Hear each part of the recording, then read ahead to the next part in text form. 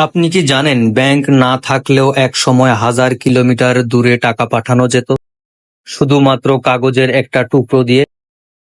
সেই মাধ্যমটার নামই হচ্ছে হুন্ডি, যা একসময় নিরাপদ অর্থ লেনদেনের মাধ্যম হলেও আজ তা অবৈধ। আজ ডার্ক লাইটে আমরা জানব হুন্ডির ইতিহাস, এটি কিভাবে কাজ করে এবং এর ভয়ঙ্কর অর্থনৈতিক প্রভাব। আমাদের চ্যানেলে সবসময় এ ধরনের ইনফরমেটিভ ভিডিও নিয়ে আলোচনা করা হয়। আপনি যদি এমন ভিডিও দেখতে চান তাহলে আমাদের চ্যানেলটি সাবস্ক্রাইব করতে পারেন। মুঘল আমলে যখন এখনকার সময়ের মতো মোবাইল ফোন, ব্যাংক, বিকাশ, নগদ কিছুই ছিল না, তখন ব্যবসায়ীদের টাকা নিয়ে এক জায়গা থেকে অন্য জায়গায় যাওয়ার প্রয়োজন হতো। কিন্তু সেই টাকা নিয়ে চলাচলের সময় ডাকাতির ঝুঁকি ছিল। এই ঝুঁকি থেকে বাঁচার জন্য মূলত হুন্ডির প্রচলন শুরু হয়। একজন ব্যবসায়ী তার অঞ্চলের পরিচিত একজন এজেন্টের কাছে টাকা দিত, আর এই টাকার বিনিময়ে তার হাতে ধরিয়ে দেওয়া হতো একটি কাগজ। এই কাগজ নিয়ে সে অন্য অঞ্চলে গিয়ে আরেক এজেন্টের কাছে কাগজ দিয়ে টাকা তুলে নিত। এতে তার সাথে করে টাকা নিয়ে কোথাও যেতে হতো না, ফলে ডাকাতি হওয়ার ঝুঁকি কমে যায়। এজন্যই সেই সময় হুন্ডি একমাত্র নিরাপদ মাধ্যম ছিল। কিন্তু ব্রিটিশ শাসনামলে ব্যাংক ব্যবস্থা চালু হলে আস্তে আস্তে এর জনপ্রিয়তা কমতে থাকে, আর ব্রিটিশরাও এই হুন্ডি কমানোর জন্য কাজ করত।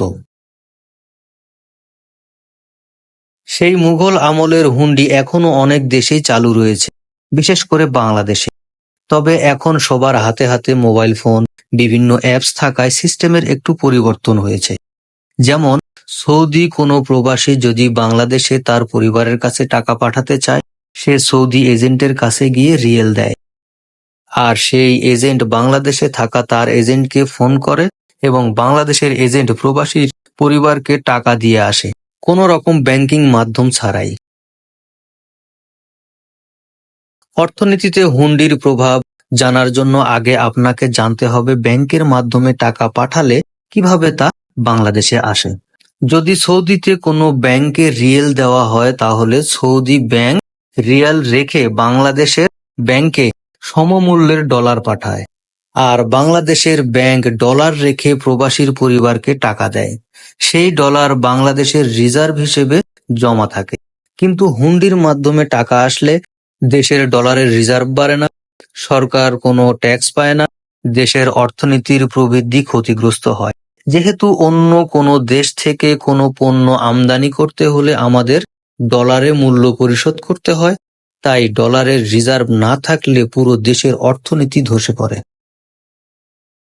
যাদের কাছে বিপুল পরিমাণ অবৈধ টাকা থাকে, যা বাংলাদেশের সরকারকে প্রদর্শন করা সম্ভব না বা হিসাব দেওয়ার যোগ্য না, এবং সেটা অন্য কোনো দেশে নিয়ে যেতে চায় বা পাচার করতে চায়, তারাই মূলত হুন্ডি করে। এই অর্থ দেশের অর্থনীতিতে যুক্ত হয় না। এই অর্থ দেশের অর্থনীতিতে যুক্ত না হয়ে অবৈধ বাজারে ঘোরে, যেটা দেশের জন্য মারাত্মক ক্ষতিকর। হুন্ডি একসময়ের নিরাপদ ও জনপ্রিয় মাধ্যম হলেও আজ তা দেশের অর্থনীতির জন্য মারাত্মক হুমকি। আপনার মতামত কি? হুন্ডি বন্ধে সরকার কি ব্যবস্থা নিতে পারে? কমেন্ট করে জানান।